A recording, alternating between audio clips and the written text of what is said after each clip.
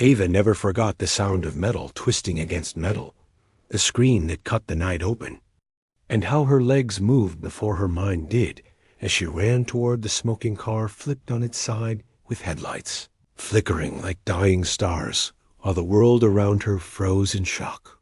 She pulled the driver's door with trembling hands, her lungs burning from smoke.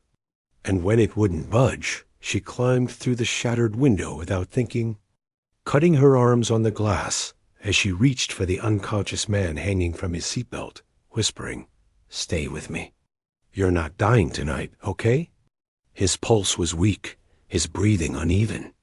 And Ava fought the fear rising in her throat as she pressed her hand to his bleeding forehead and begged him to wake up, feeling a desperate responsibility for a stranger whose name she didn't even know, but whose life was literally in her hands.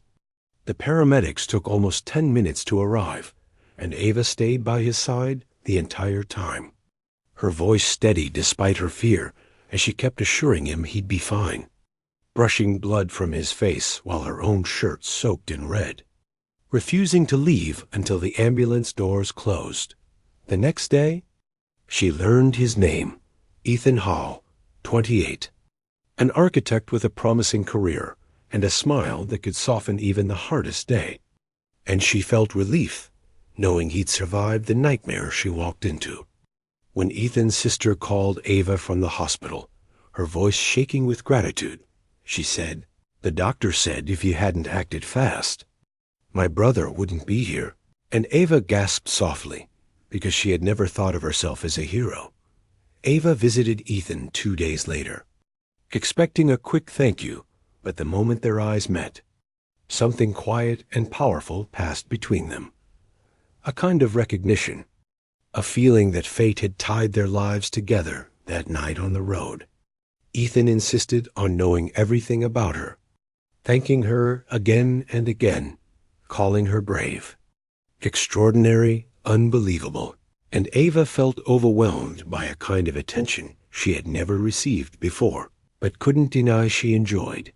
Over the next weeks, Ethan texted her every morning with little updates from his recovery, sending pictures of his progress and joking that she should charge a life-saving fee. And Ava laughed in ways she hadn't in years because he made her feel seen in a way no one else had. Their connection grew quickly. Movie nights on his couch while he healed. Long conversations about dreams and fears. Gentle touches disguised as accidents. And the subtle way Ethan began looking at her like she was more than just the woman who saved him. Ava had always been careful with her heart, building walls to protect herself from disappointment. But Ethan made her lower them piece by piece with his warmth, his gratitude, and his quiet vulnerability that felt so real it terrified her in a beautiful way. Her friends warned her to slow down, to think clearly. But it was hard to be rational when the man whose life she saved was now the one making hers feel fuller, brighter, worth something more than routine and loneliness. Ethan began depending on her more, needing help with errands, asking her to stay when nightmares woke him up, calling her his lucky star whenever he felt anxious about his recovery. And she didn't know how to say no because she felt responsible for him in ways she couldn't explain. Sometimes she caught herself wondering if they met by accident or destiny. And when Ethan told her softly one evening, "I don't know what I would have done without you. I need you," she felt her heart open in a way it never had before. Little by little, Ava's life shifted around Ethan. She spent less time with friends, rearranged her schedule to help him, ignored her own stress and exhaustion because she believed that saving him didn't end at the accident scene. It continued into his healing. And he let her believe that, leaning into her kindness, her devotion, her willingness to give more than she ever asked for, as if her love and loyalty were simply debts owed for the night. She saved his life. Ava didn't notice the signs, the smallest red flags hiding behind Ethan's sweetness, the subtle way he began asking for more than she could give, the way gratitude shifted into expectation and expectation into entitlement. But those signs were there, waiting to grow, waiting to show their true shape, waiting to destroy the very life Ava thought she was building, because she didn't know yet. That saving Ethan's life was the moment he began slowly ruining hers. Ethan's recovery went from physical to emotional, and Ava didn't realize when her role shifted from helper to caretaker, from caretaker to comforter, and from comforter to the only person responsible for holding him together. As if saving his life meant she owed him every piece of hers afterward. He began calling her at work for things he didn't actually need, asking her to stop by his place because he felt anxious, or because the silence feels heavy, and every time she dropped everything to be there, telling herself that trauma made him clingy, not selfish. Her friends stopped inviting her out because Ava always canceled last minute with some excuse about Ethan needing something, and they warned her gently that relationships born from trauma bonds often turn into traps. But Ava brushed it off, believing love was supposed to be inconvenient sometimes. What she didn't see was how Ethan learned to manipulate her kindness, how he tested the limits of what she'd sacrifice, how he studied which words made her stay, which tears made her soften, which apologies made her forget. He started guilt-tripping her whenever she tried to take space, saying things like, "You're the only one who understands me, and if you walk away, even for a day, I'll go back to how I was in that car," using the accident, the worst moment of his life, as a leash around her freedom. Ava spent nights comforting him, mornings rushing to him, and entire weekends cooking, cleaning, organizing his home, because he claimed the mess triggered his PTSD, and she didn't want to undo months of healing. But the more she gave, the more Ethan demanded. When he recovered physically, he pretended he wasn't strong enough to walk to the store. When he healed emotionally, he pretended nightmares returned whenever she didn't pick up his calls. When she tried creating boundaries, he layered compliments and guilt until she caved, whispering, "You saved my life, Ava. You're the only reason I'm here. Don't give up on me now." Ava didn't realize how the accident became a weapon, how her heroism turned into his emotional blackmail. She forgot what her life looked like before Ethan. She forgot she used to wake up hopeful, used to enjoy hobbies, used to have a world outside of caring for him. Then things shifted further. Ethan started criticizing her, gently at first, and with sharpness disguised as concern. He told her she dressed too simply, that she should look more put together, that she should want to impress him a little. When she questioned it, he smiled and said, "I'm just helping you improve. Don't overthink it." He discouraged her from talking to certain friends who didn't appreciate her, and she believed him because he said it softly. With those same eyes she saw in the ambulance months ago, eyes she mistook for vulnerability instead of control. Whenever she tried standing up for herself, he'd bring up the accident again, lowering his voice as he said, "I wouldn't even be alive without you. Don't you care about what happens to me?" That one sentence always shattered her defenses. Eventually, Ethan's dependency turned into possession. He became jealous when she stayed late at work. He questioned her loyalty if she didn't answer her phone instantly. He wanted updates on her schedule, her conversations, her plans, all under the guise of trust issues from the accident. Ava didn't see how. Her life shrank into a tiny box labeled Ethan's needs until one night when she came home exhausted from a double shift and found him sitting in the dark, staring at the wall like something terrible had happened. She rushed to him panic-stricken, only for him to say coldly, "You weren't there when I needed you." She apologized over and over, even though she had done nothing wrong. He let her cry in guilt, and wrapped his arms around her with a soft voice that felt like poison dipped in honey, saying, "I forgive you. Just don't abandon me again." That night, Ava curled up on his couch feeling broken in ways she couldn't explain. Saving Ethan's life hadn't felt like a choice anymore. It felt like a sentence, a chain, a responsibility she couldn't escape because he made her believe he'd fall apart without her. But the cruelest destruction was yet to come. Because Ethan wasn't finished taking from her, not even close.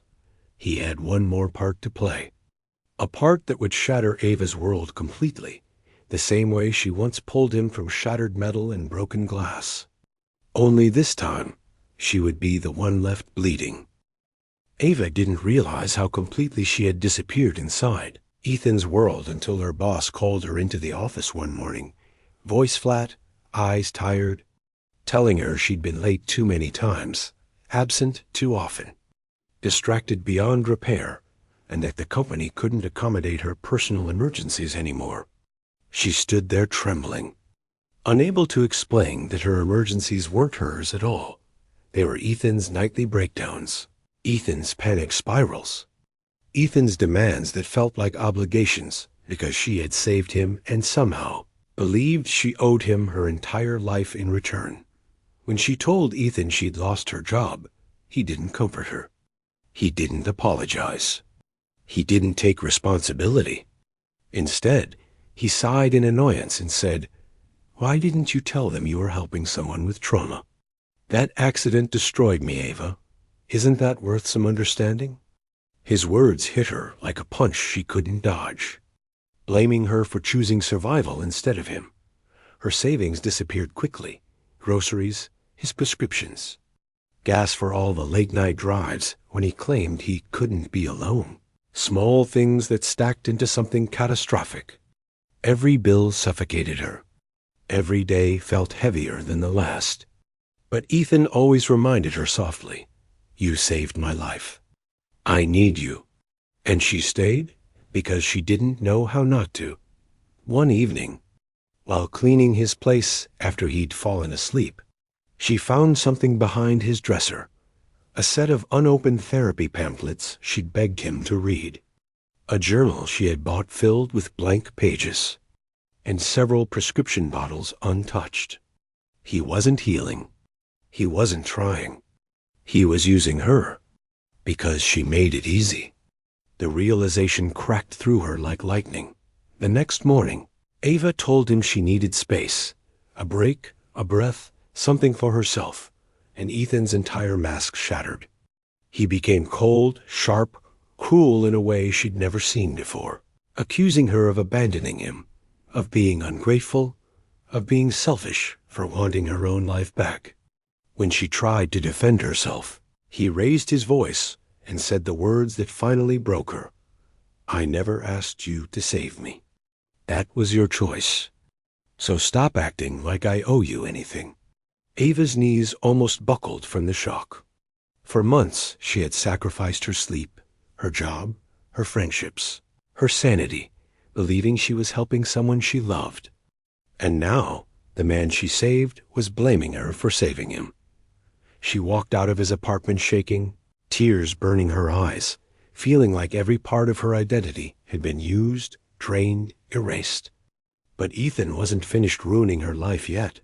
The next week, she discovered he had told others, mutual acquaintances, neighbors, even coworkers, that she was unstable, obsessed with him, using the accident to cling to him, twisting the entire story into a narrative where she was the problem. They looked at her differently. Some avoided her. Some whispered behind her back. And Ethan smiled through it all as if he were the victim of her kindness. Ava reached her breaking point on a night when she returned home to find her electricity cut off, her last paycheck gone to rent, her fridge empty, and her body too tired to keep pretending she was okay. She sat on the floor in the dark, hugging her knees, whispering, "I saved someone's life. So why did I lose mine?" But sometimes destruction is what forces rebirth. In her silence, she realized something no one had told her before. Saving someone doesn't mean you owe them forever. You are not responsible for the life they choose to live afterward. You can't heal someone who weaponizes their brokenness. Ava got up the next morning with a decision she had never dared make before. She walked away. No explanations. No closure. No more apologies for loving too hard. She changed her number, stayed with a friend, applied for new jobs, and blocked Ethan from every corner of her life. And for the first time in a long time, she could breathe. Months passed, and slowly, the pieces of her life stitched themselves back together, quietly, gently, without drama. She regained her confidence, rebuilt her finances, and learned how to live for herself again. Every day felt like reclaiming territory Ethan had stolen. One afternoon, as she walked out of a cafe with her new coworkers, she saw Ethan across the street, healthier, smiling, surrounded by friends, pretending he had never been the man who drained someone dry. She stopped for a moment, expecting pain, but instead she felt nothing. No longing, no regret, just a calm sadness for the girl she used to be.